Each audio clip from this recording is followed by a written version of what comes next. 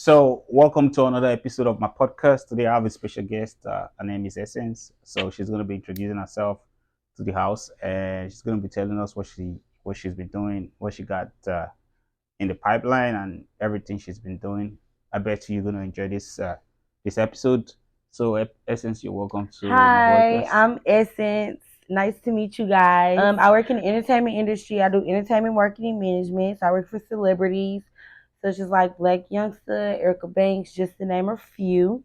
I went to college for entertainment marketing management, and I'm getting into the podcast YouTube world. Okay, cool. So, you want to tell us what has been your experience in this field of yours, this entertainment marketing? So, you want to tell us the exciting things about it? So some exciting things about it is I was able to work for a radio station, like straight out of college. One of the really, really like great things was that I got to be taught by Beyonce's dad. He was my professor. So Mr. Nose was my professor when I was a senior. So he gave me a lot of avenues, a lot of connections. So that was really good. And going to like the BET Awards, going to like MTV Awards, like all type of stuff like that. I've been able to get into there. I still can to this day work on some red carpets and stuff like that. So it's kind of like the exposure that made me like it a Did lot. you say Beyonce's dad? Beyonce's dad was my teacher Oh, for real? at Texas Southern University. He taught me communications entry level, and he was a very good teacher. Okay, cool, cool. So you remember when we were discussing, you told me that you went to Africa, Nigeria precisely. You want to tell us your experience? I love Nigeria. Oh, okay. Yes, I went to Africa. I was in Africa for like 10 days. Mm. Africa was very, very different. It was a culture shock. And it was like, I don't know. I couldn't find the exact words that I wanted to like express myself to feel. It was phenomenal though. Like it Okay. showed me the difference between America and Africa. I love the culture. Like the culture is like absolutely amazing. I love the food. So, sorry, I didn't mean to cut you. You know, a Mm. lot of people, you come to America, they're like, oh, they don't like us. They don't like us. When you go to Africa, was there any kind of racism towards you? Did they discriminate you or what? I'm gonna be real. Okay. The African women are rude as fuck. They were rude to me. Okay. Okay. My experience, I went out to eat with like a friend and went to like a high class restaurant. This was like the third time that they was being rude to me. Mm-hmm. And they are very like aggressive. Like we are aggressive too. I'm an aggressive female. But Okay. they're like super aggressive. So they were kind of rude. African women were kind of rude to me. Okay. But it wasn't like racist shit like, oh, or looking at me weird or making me feel different. It was very welcoming from the time I arrived to the time I left. But as far as like, I feel like the women were rude. Okay, so I don't know if I'll be able to like throw a little bit more light on that. The problem is that most of them think you're trying to take their man. I know. Oh, and secondly, most of them are like a little bit maybe intimidated. So when you're intimidated, they're like, oh, they don't know how to carry themselves. So they tend to It like, shows. yeah, it shows in their attitude towards you. But it doesn't have anything to do with racism or where you came from. No, They just, no racist. yes. No, never. They always gave me like welcoming, like come in, you can have whatever you want. Like I love it there. Like I always tell people when I came to we African guys, we have problems. We always have problems with African American guys. We don't have problems with the ladies because the African American guys they always feel like you think you're better than them. I try to make them understand. Yeah. It's not like That's true too. I feel that though. Yeah. Africans, when most okay, I don't want to say this and like people judge me, but African men, they work hard. They work hard for their shit. Majority, you know. So there's gonna be a couple bad apples, but majority of them, they come to America or whatever, and they work hard as fuck. They're gonna do whatever. They're gonna live. They're gonna Uber. They're gonna make burgers. They're gonna do whatever they have to do for their family. Mm-hmm. African American men are spoiled. They are spoiled and they feel like they mama's boys. So they mama raised them all their life, getting everything they wanted. So they look for that in a woman. That's the problem. Oh, okay. So you looking for your mama and me. Your mama made you breakfast. Your mama earned your clothes. Your mama gave you money every day for lunch. Your mama went out to work. You stayed at home, played the game. I'm American. That's true shit.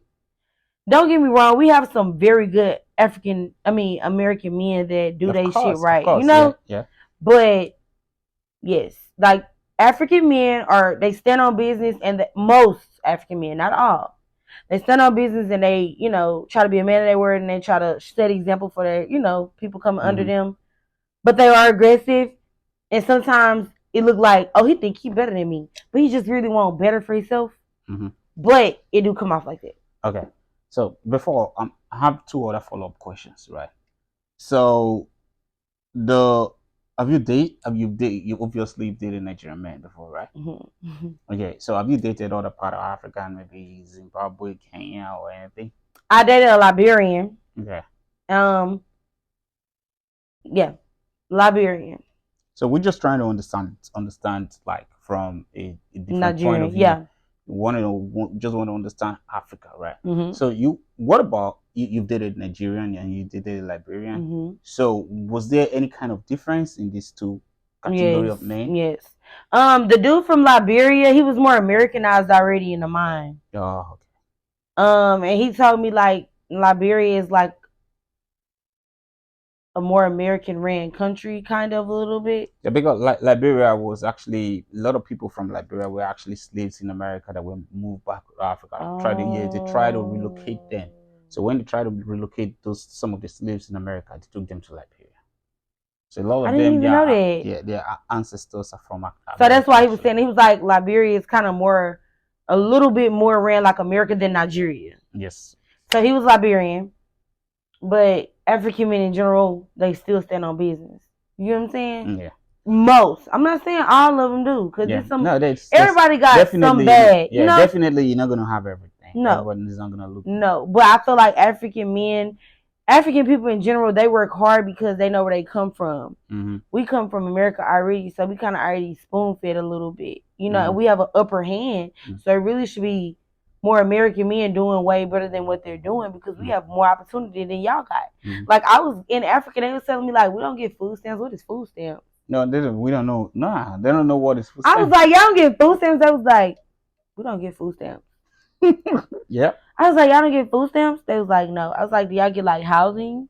No, they don't get. They was like, no, we can build a little hut or something, but we don't get housing. I was like, are you kidding me? They was like, we don't get none of that. So when I got back, it made me think like, damn, like I need to be more grateful. Like they don't get weak. I don't get food stamps, but I have family members that get it. So it's like, damn, what would they do without that? Yeah. It's crazy to me. So I didn't know that.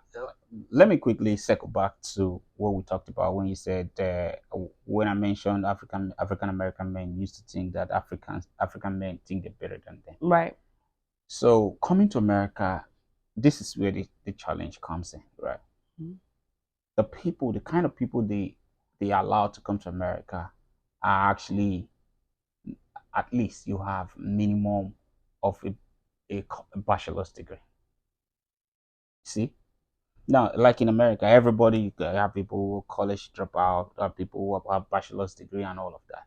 But when the standard for giving you visas to come to America is like they want people who already have bachelor's degrees, they're already doing good. So there's gonna be a selected few, and these selected few are gonna be people who already got their stuff together. I didn't even know that. So when they come here, you're not gonna expect them to act like someone who is a college dropper or maybe a high school dropper. You see what I'm saying? So it's already high up there. High, yeah. So when he sees that you're trying to bring some things to him that he doesn't like, he's just gonna walk away and then maybe ignore you. And then you think it's like, oh, you think it's better than me. It's not. You just know where things like that leads to. But see, many people don't have knowledge on that, because what you're just telling me, I don't know. I didn't know that. I didn't know that. So I other than the the people who come to America as a kid, everybody that I know that came to America as a man, every single person from my country, like maybe from Nigeria, has minimum of a bachelor's degree. There's not a single one that doesn't have it. I did not know that. That's crazy. Yeah. So that's why they feel like, okay, I didn't Yeah. know that. A lot of Americans don't even know what a bachelor's degree is. So that's probably another thing. That's college, maybe a college, not diploma. I know diploma, college. yeah. I know. I have a bachelor's degree. Mm-hmm. So I didn't know that. That's crazy. I didn't know that. Really, I didn't. It's crazy. So that's the thing. So somebody who already I got see all why this they feel stuff like together that. and like they're not gonna deal with you.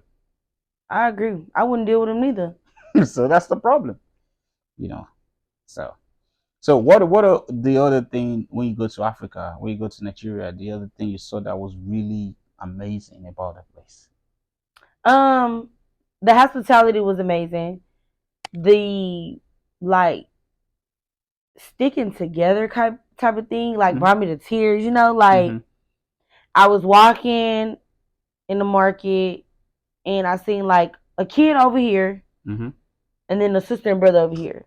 And on two different uniforms. So the sister and brother had the same uniform, the other kid had a different uniform. And you know, the little yellow buses was coming through. The guy he was like, they don't even know each other. So it was just like the two brother and sister, she was the older sister. But the other little boy that was walking by himself was younger. And it was like, you know, the bus is coming, you know, beeping, and the little boy, I guess you don't hear the beeping, is about to hit him. The girl grabs his arm, sorry for cursing, and pulls him from in front of the bus and held his hand all the way to the end of the market. Yeah.